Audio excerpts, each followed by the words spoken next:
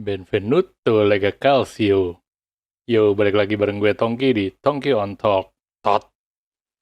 Ya, jadi hari ini gue akan membahas Liga Italia. Kita tahu nanti malam Liga Italia mulai start. Nah, musim ini ya, musim 2021-2022. Nah, mulai nanti malam bermain Inter Milan mengawali pertandingan di Liga musim ini.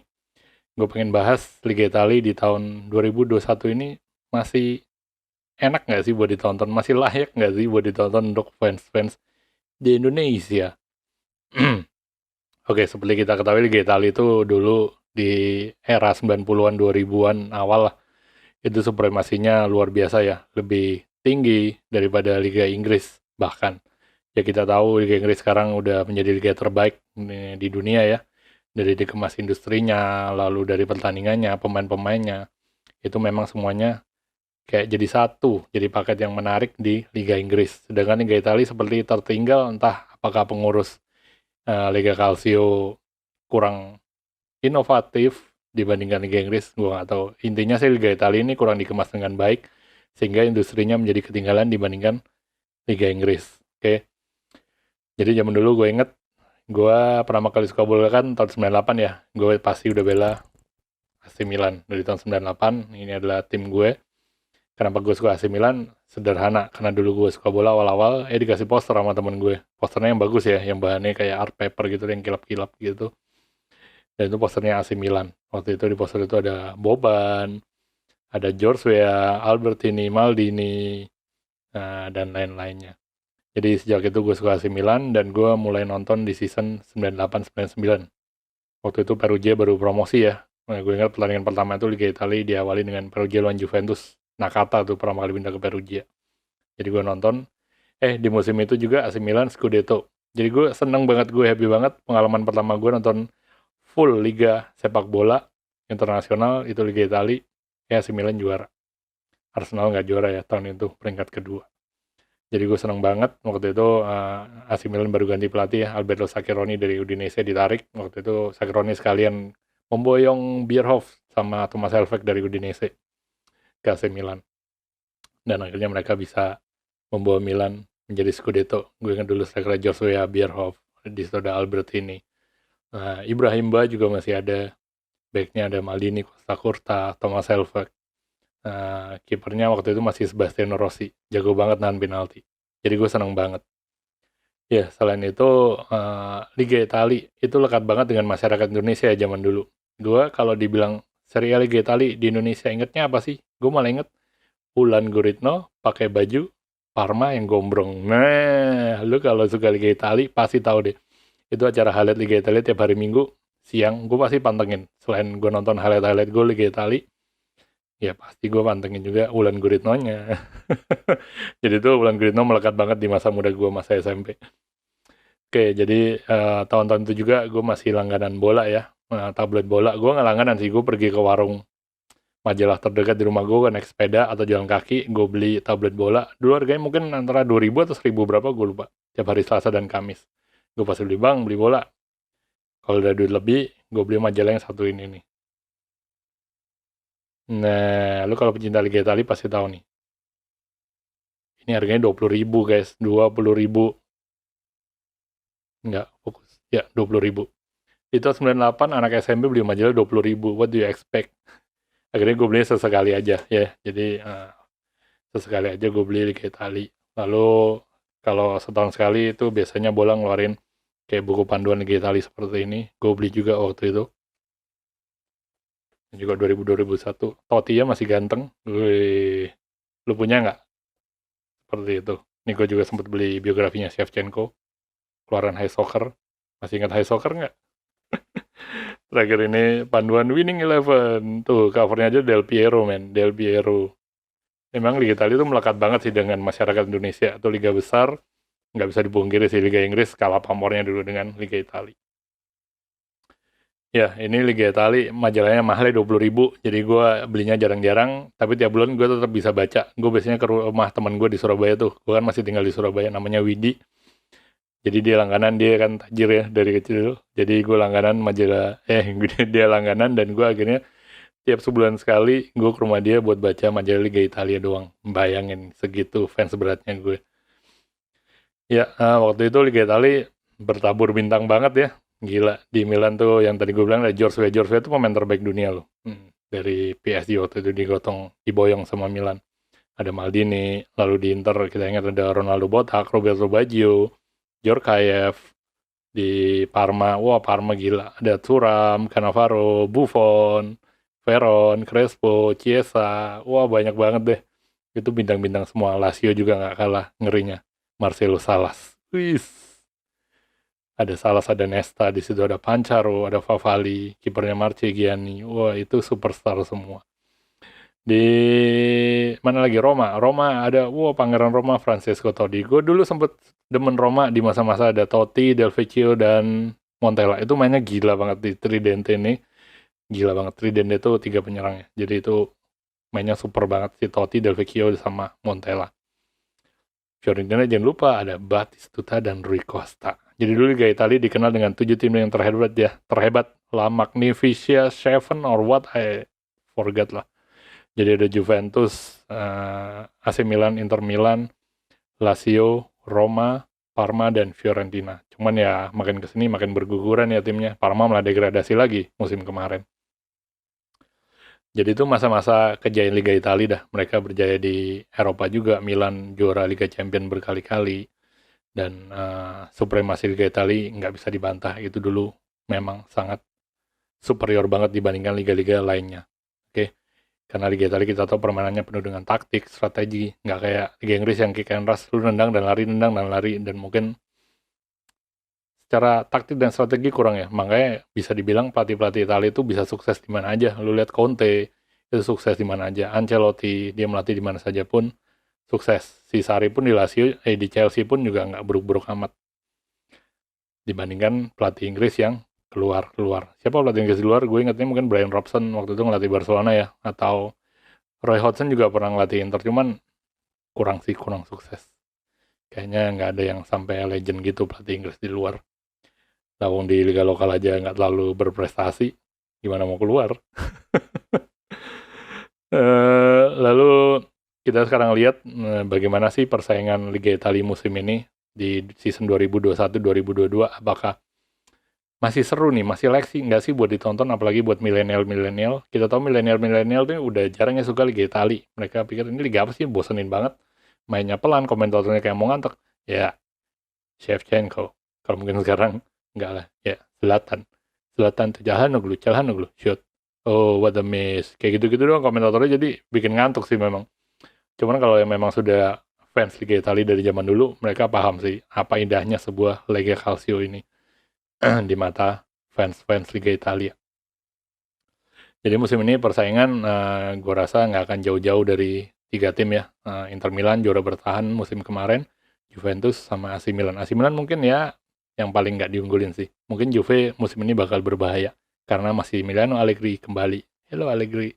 Allegri pernah ngelatih Milan ya waktu itu Scudetto. Gue agak sayang juga sih dia dipecat Milan waktu itu. Ya musim ini gue rasa Juve bakal bersaing dengan Inter Milan kejar-kejaran. Cuman kita ketahui Inter Milan digerogotin, dibrodolin karena nggak punya duit. Steven Chang bangkrut men. Ya klubnya di Cina aja udah pilot, udah tutup. Kayaknya pelan-pelan Inter sama kayak Milan nih waktu dibeli yang Cina Yo Hong Lee waktu itu dikibulin. Gue nggak tahu dikibulin atau enggak, tapi gue rasa duitnya udah makin sedikit. Ya memang paling aman sih jual klub itu ke orang Arab atau enggak ke orang Rusia. Itu gila, duitnya nggak ada habisnya. Orang Cina sih yang penting bisnis, cuan. Jadi Inter musim ini kan kehilangan Lukaku, Hakimi, lalu itu 2 pemain penting banget sih buat Inter. Jadi terpaksa dijual, itu mengurangi kekuatan, mungkin separuh kekuatan Inter berkurang kali. Karena Lukaku gantinya Edin Dzeko, Hakimi gantinya lumayan si Dumfries. Dumfries di Euro kemarin bersinar, mainnya bagus. Mungkin di Liga Italia dia cocok ya, dengan fisik yang seperti itu, kuat, dan speednya juga bagus. Jadi gue rasa 3 tim itu yang akan bersaing memperebutkan Scudetto musim ini. Lalu di samping itu kita mungkin bisa lihat juga bursa transfer Liga Italia. Ini gue lihat transfer mark nih. Oke, jadi di sini Inter yang gue bilang ya, mereka beli Dumfries di sini. Darmian juga dibeli juga dari permanenkan ya, dari Parma. Cuman Darmian cadangan lah, nggak akan kepake. Dzeko. Lalu pemain free transfer dari AC Milan, Calhanoglu. Gua sih nggak sedih sih Calhanoglu ke Inter ambil deh. Gua rasa dia nggak terlalu jago gimana-gimananya juga. Walaupun Milan memang harus cari penggantinya sih, karena sekarang nggak punya playmaker. Brahim Diaz gue nggak tahu bisa menggantikan Calhanoglu nggak musim ini. Musim lalu kan Diaz biasa-biasa aja.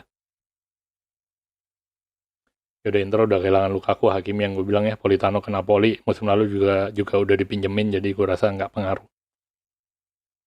Kan Reva ya udah tua.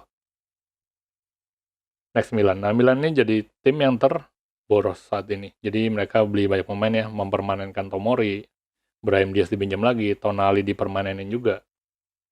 Lalu mereka kehilangan cukup gede sih di posisi kiper, Gianluigi Donnarumma. Gue agak gimana sih kehilangan Donnarumma. Pemain Primavera Milan, dididik di Milan, kemarin juara Euro, pemain terbaik di Euro, dan dia pergi gratis ke PSG. Cuman ya udahlah, ini Donnarumma gue rasa keputusannya udah tepat ninggalin Milan, dia gabung PSG. Di situ pemainnya berlabur bintang semua, Messi ada di sana, Sergio Ramos, Wijnaldum, Hakimi. Ya udahlah, lu emang udah pantas di situ deh, nggak usah di Milan, karena mungkin Milan kalau mau bangun squad kayak gitu, mungkin sampai lu pensiun mungkin nggak akan keburu. Jadi Milan beli Mike Mignon ya dari Lille yang juara Liga Prancis. Mignon sih di Liga Prancis musim lalu lumayan. Mudah-mudahan musim ini masih bisa handle lah untuk di Liga Italia. Lalu udah beli back kirinya Monaco ya, Balotelli lumayan. Kalau di preseason lumayan sih, cuman nggak tahu. Ada juga si Brahim Diaz dipinjam lagi dari Madrid. Nextnya ada another bapak-bapak di posisi striker Olivier Giroud. Giroud sih oke lah, pengalamannya banyak. Kemarin juga preseason friendly, golnya baik juga Giroud ya buat Milan. Gue rasa mungkin cukup berguna musim ini Giroud ya untuk kelas Liga Italia saat ini ya. Mungkin dia bisa kepake lah setahun 2 tahun buat bersaing di Liga Italia sama sekalian Milan ke Liga Champion. Oke, belinya cuman 1 juta euro dari Chelsea. Nextnya peringkat ketiga Atalanta. Ya Atalanta ini kayak apa ya? Kayak klub lewat doang sih, pemain-pemain menunjukkan diri bagus, akhirnya dibeli oleh klub-klub gede lainnya. Musim ini mereka kehilangan Golini ke Spurs, dipinjamin ke Spurs ya, akhirnya mereka beli Juan Musso dari Udinese, kiper. Lalu Romero yang transfer terbesar dibeli dari Juve dari Atalanta, lalu dijual langsung ke Spurs 55 juta euro. Ini cuan banget Atalanta. Gantinya Atalanta mereka beli Merih Demiral dari Juve lagi. Atalanta sih praktis nggak ada pemain-pemain yang gimana-gimana ya. Mungkin Dufan Zapata mungkin kalau dilepas ke Inter mungkin mereka akan beli striker pengganti. Cuman kita lihat aja. Udah Inter Dzeko aja cukup ya. Lautaro dijual ke Arsenal. Yuk bisa yuk. Next, Juventus penantang Scudetto serius. Mereka mempermanenkan Weston McKennie di sini dari Schalke ya. Weston McKennie musim lalu kontribusinya lumayan lah pemain Amerika Serikat. Cuman kita lihat tahun ini bisa nggak? Tapi gue baca di Football Italia malah Juve kayaknya mau jual si McKennie ini kalau ada yang mau nawar dengan harga bagus. Lalu Juve menikung Milan lagi dalam mendapatkan kayak Jorge superstar, karena wonderkid sih dari Brazil, dari klub Santos ya. Belinya cuma 1,5 juta euro, murah banget. Memang kontraknya udah bakal habis sih bulan Januari, makanya itu murah. Padahal Milan nawarin 3 juta, cuman kayak Jorge milihnya ke Juve. Kampret.